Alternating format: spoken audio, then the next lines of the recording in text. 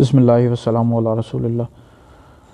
اچھا، درس نظامی کے میرے ایک اسٹوڈنٹ ہیں، انہوں نے سوال کیا ہے کہ حضرت سیدنا علی المرتضیٰ رضی اللہ تعالیٰ عنہ کی ولادت کیا خانہ کعبہ شریف میں ہوئی؟ تو اس حوالے سے ہمارا کیا موقف ہے؟ تو اس حوالے سے یاد رکھیں جی، اہل علم کا اس بارے میں اختلاف ہے۔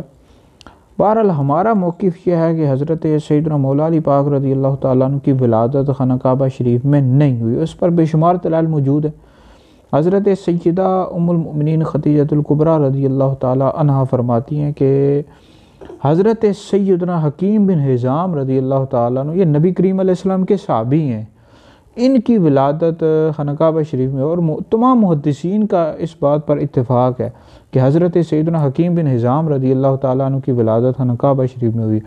باقی مولا علی پاک رضی اللہ تعالیٰ عنہ کی ولادت کے حوالے سے اختلاف ہے اہل علم کا، لیکن زیادہ تر کی یہ رائے ہے کہ مولا علی پاک رضی اللہ تعالیٰ عنہ کی ولادت خانہ کعبہ شریف میں نہیں ہوئی، اور اس پر محدثین نے بھی لکھا ہے۔ آپ امام نووی رحمۃ اللہ علیہ کو پڑھ کر دیکھ لیں، اس طرح تہذیب الاسماء پڑھ کر دیکھ لیں، تدریب الراوی پڑھ کے دیکھ لیں کہ مولا علی پاک رضی اللہ تعالیٰ عنہ کی ولادت خانہ کعبہ شریف میں نہیں ہوئی۔ مستدرک للحاکم یہ حدیث کی کتاب ہے، اس میں موجود ہے، لیکن یہ ضعیف قول ہے۔